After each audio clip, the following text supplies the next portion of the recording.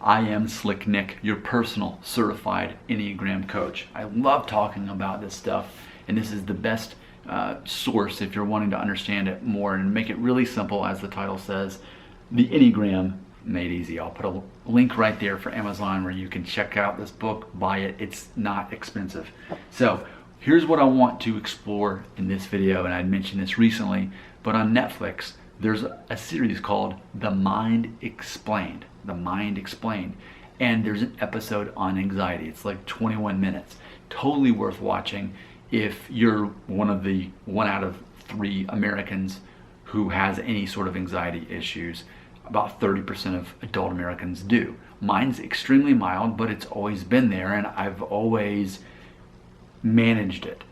So as far as an adult having panic attacks, no, that's never been me. As far as me needing medication, no, I find ways to manage it. Now, granted, I'm at the gym 6 days a week, and I have a very specific diet, staying away from sugars and artificial sweeteners, and things that have helped me throughout my life understand ways to stay on top of it so that it doesn't control me. But in that episode of The Mind Explained on Netflix, they talked about something very interesting, that there's 4 basic types of anxiety. So I want to go over those and, help you understand them in the same way that I am understanding myself. Because clearly I'm not a doctor. I'm a certified Enneagram coach. That's it. So other than that, I'm just some regular person just like you.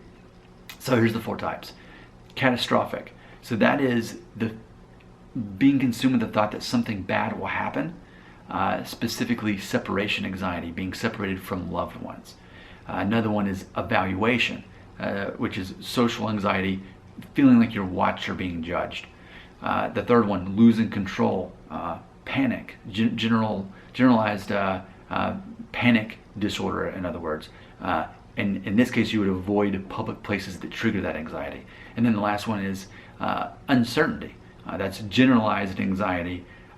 This could be OCD, this could be fixation on impulses or thoughts, but that's what that is. Now, for me personally, what the ones that I relate to, the catastrophic one, something bad might happen, especially to loved ones, absolutely, like that's a major one for me.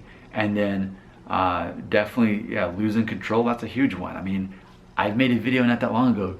The whole video was about me wearing sunglasses when I go to stores. Like, if I'm going to the grocery store or Walmart or something like that, I've got to have my sunglasses on inside.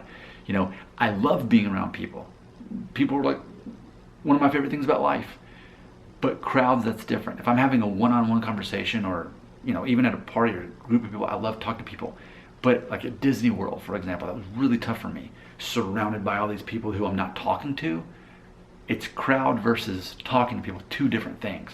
So I've learned, that's one of the things for me is specifically losing control, that fear of losing control. And I've said before, I'm a control freak, yeah. And then the catastrophic one. So, that's just me personally. But I know other people who would be more likely to say, OCD, yeah, that sounds more like me. I had that phase like that for years as a kid. Probably, again, I was sorting out which Enneagram I was at the time, but I outgrew it. And I outgrew those OCD tendencies. But still wanting to be able to control things, absolutely. And as I've gotten older, I will say that I've learned more to focus on what I can control and what I can't.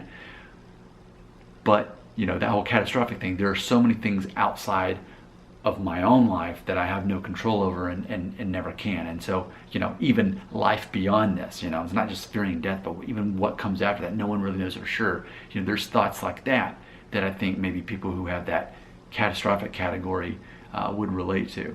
So those are the 4 main anxiety types.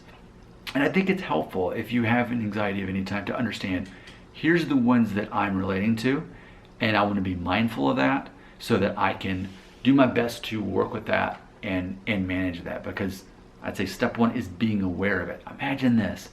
I did not realize I had anxiety until a couple of months ago when I became certified for Enneagram, and I realized undeniably I'm a 7. In 7s, that's pretty much a trait that we have.